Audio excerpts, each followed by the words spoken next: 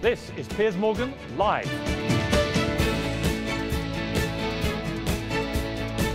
We are tickled to death with what happened in the Supreme Court today. It is a victory for all these people in California that wish to get married to the person that they love. This is what we set out to do when we first took this case, and this is what happened today in the Supreme Court of the United States, the vindication of the rights to these individuals to be treated with dignity and respect and equality. We could not be happier. And I think it's worth pointing out. Are you disappointed? If I can just, let me rephrase the question. If I can just rephrase the question. Are you frustrated, though, despite this success, that what we didn't get today from the Supreme Court was a decision on a homosexual's constitutional right to get married in America?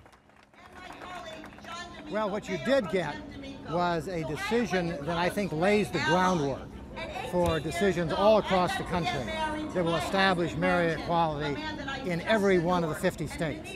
Now, what happened in the case that we brought in California is that because the governor and the attorney general did not appeal that decision, the Supreme Court did not have jurisdiction to decide the case on the merits. But what the court did was vacate the appeal, and that brought back into effect the district court's decision. And the district court's decision does establish that broad civil right for all Americans under the Constitution to marry the person that they love. And if you just hear the people around here, you'll understand how they are interpreting today's victory. Ted Olson, I was struck by one comment today from Cardinal Timothy Dolan, who said, and I quote directly, "It's a tragic day for marriage and our nation."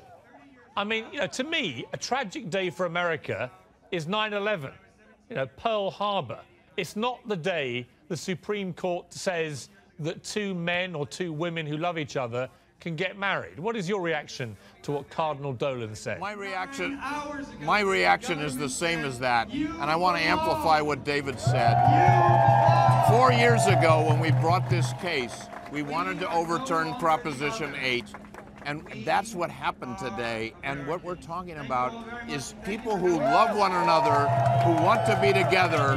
And if everybody in America could stand where David and I are standing now and looking at the people and the happiness in their faces and their eyes that they can now be treated equally with the rest of their citizens in California, and this will spread like wildfire all over the United States. Today was an unequivocal victory for gay and lesbian individuals and for all Americans who strive for equality and dignity and the American dream. We are so happy that this came out the way it did.